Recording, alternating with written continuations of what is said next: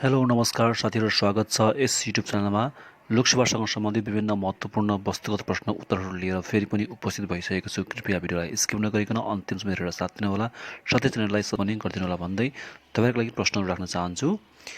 पहिलो प्रश्न, नेपालको पहिलो अन्तर्विद्युत आयोजना कुन हो? प्रश्न फेरि एकपटक, नेपालको पहिलो जलविद्युत आयोजना कुन हो? यस प्रश्नको सही जवाफ तपाईले अनुमान गर्नुभयो होला। फर्पिङ जलविद्युत आयोजना हो नेपालको पहिलो जलविद्युत आयोजना।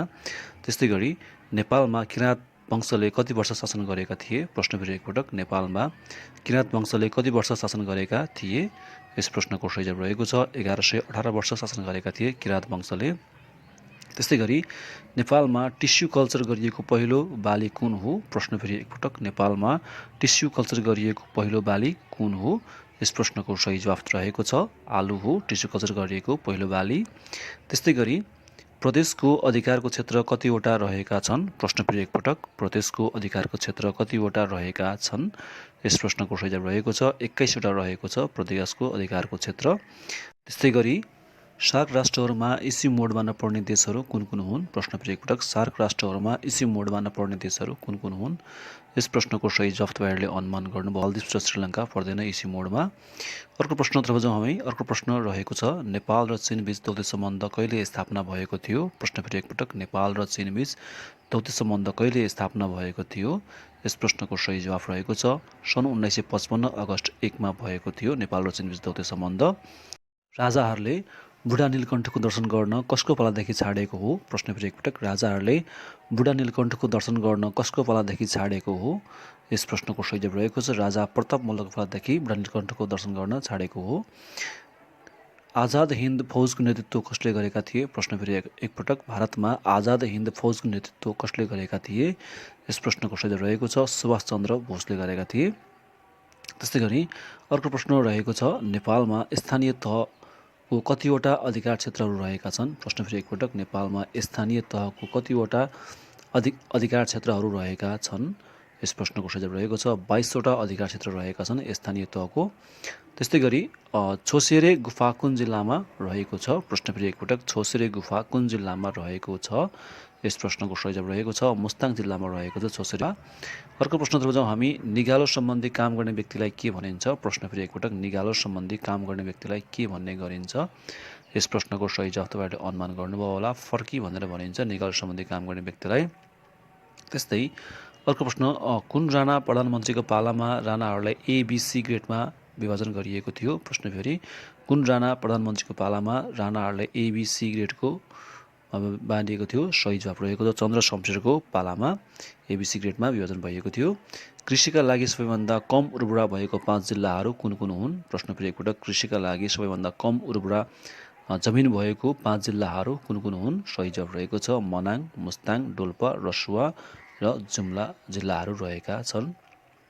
त्यस्तै सन् 2021 सम्म ग्लोबल वार्मिङ पृथ्वीको तापक्रम कतिमा झार्ने लक्ष्य राखेको छ? प्रश्न फेरि एकपटक, सन् 2021 सम्म ग्लोबल वार्मिङ अथवा पृथ्वीको तापक्रम कतिसम्म झार्ने लक्ष्य राखेको छ? सही जवाफ हो 1.5 डिग्री सेल्सियस।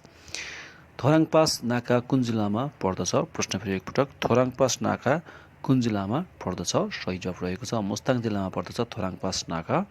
अर्को प्रश्नतर्फ जाउँ हामी। विश्व नगरजीको बारे लेखिएको बयान पुस्तकको लेखक को हुन्? प्रश्न फेरि एकपटक, विश्व नगरजीको बारेमा लेखिएको बयान पुस्तकको लेखक को हुन्? सही जवाफ रहेको छ श्रवण मुकारुङले लेख्नुभएको हो। त्यस्तै नागरिकको कर्तव्य नेपालको संविधानको धारा कतिमा उल्लेख गरिएको छ? प्रश्न फेरि एकपटक, नागरिकको कर्तव्य नेपालको संविधानको धारा कतिमा उल्लेख गरिएको छ? यस प्रश्नको सही जवाफ तपाईहरुले अनुमान गर्नुभयो होला धारा 48 मा।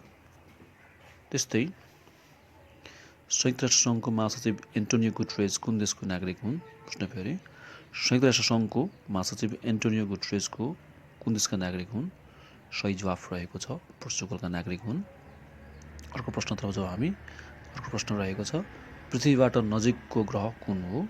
प्रश्न फेरि, पृथ्वीबाट नजिकको ग्रह कुन हो? सही जवाफ रहेको छ शुक्र ग्रह। अर्को प्रश्न रहेको छ, सबैभन्दा कान्छो पुराण कुन हो? प्रश्न फेरि एकपटक, सबैभन्दा कान्छो पुराण कुन रहेको छ? यस प्रश्नको सही जवाफ रहेको छ अग्नि पुराण। त्यस्तै गरी अर्को प्रश्नतर्फ जाउँ हामी। जुडशीतल पर्व कहिले मनाइन्छ? प्रश्न फेरि एकपटक, जुडशीतल पर्व कहिले मनाइन्छ? यस प्रश्नको सही जवाफ रहेको छ हरेक वर्ष वैशाख 2 गते मनाइन्छ जुडशीतल पर्व। अर्को प्रश्न युएनईपी को प्रधान कार्यालय कहाँ रहेको छ? प्रश्न फेरि एकपटक युएनईपी यानि कि युनेपको प्रधान कार्यालय कहाँ रहेको छ? सही जवाफ रहेको छ नैरोबी कन्यामा रहेको छ। नैरोबी कन्याको राजधानी सहर हो। काँच बनाउन प्रयोग गर्ने कच्चा पदार्थ कुन हो? प्रश्न फेरि एकपटक काँच बनाउन प्रयोग गर्ने कच्चा पदार्थ कुन हो? यस प्रश्नको सही जवाफ रहेको छ सिलिका हो काँचका लागि कच्चा पदार्थ। त्यस्तै लिच्छवी कुलकेतु भनेर कसलाई चिनिन्छ? प्रश्न फेरि एकपटक लिच्छवी कालमा कुलकेतु भनेर कसलाई चिनिन्छ? यस प्रश्नको सही जवाफ रहेको छ शिवदेव प्रथमलाई चिनिन्छ लिच्छवी कालको कुलकेतु भनेर। दामोदर कुण्ड कुन जिल्लामा रहेको छ? प्रश्न फेरि एकपटक दामोदर कुण्ड कुन जिल्लामा रहेको छ? यस प्रश्नको सही जवाफ तपाईँहरूले अनुमान गर्नुभयो होला मुस्ताङ जिल्लामा रहेको छ दामोदर कुण्ड। अर्को प्रश्नतर्फ जाउँ हामी कर्णाली नदीको लम्बाइ कति रहेको छ? प्रश्न फेरि एकपटक कर्णाली नदीको लम्बाइ कति रहेको छ? तपाईँहरूले सही जवाफ अनुमान गर्न सक्नुभयो होला 507